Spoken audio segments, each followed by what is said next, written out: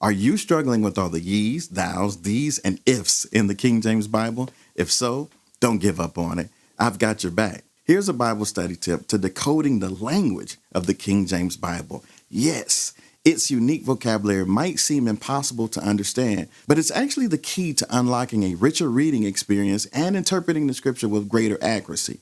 Let's shine a light and look to decode and clarify 10 words that might be confusing when we encounter them in the Holy Book. I'm Pastor G, and this is Biblical Elucidation, where we shine light on the scriptures to reveal truths that once seen can't be unseen. Ye. Ye refers to the second person plural pronoun you. It is used when addressing a group of people. For example, ye are the light of the world. Thou. Thou refers to the second person singular pronoun you. It is used when addressing an individual. For example, thou shalt love thy neighbor as thyself. Thee. Thee refers to the object form of the second person singular pronoun you. It is used as the direct or indirect object of a sentence. For example, I give thee thanks. Thy and thine. Thy and thine are the possessive forms of the second person singular pronoun you. Thy is used before a consonant sound, while thine is used before a vowel sound, or when followed by a vowel. For example, thy kingdom come, thy will be done. Art.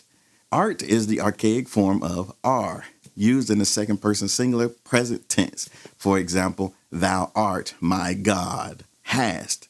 Hast is the archaic form of have or has, used in the second person singular present tense. For example, thou hast made me glad. DOST.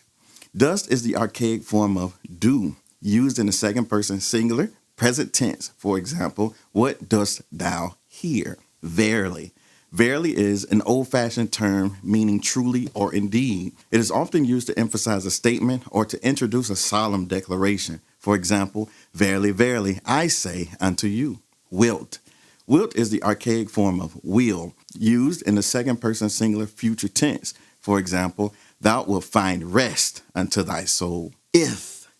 If is the suffix added to the end of a verb to indicate the third person form of the present tense. For example, he walketh beside the still waters. Now that you have seen, you can't unsee how every ye, thou, thee, thy, thine, art, has, dost, verily, wilt, and if in the King James Bible act as guiding lights, leading us to a newfound clarity and understanding of God's word, unlike anything we've experienced before.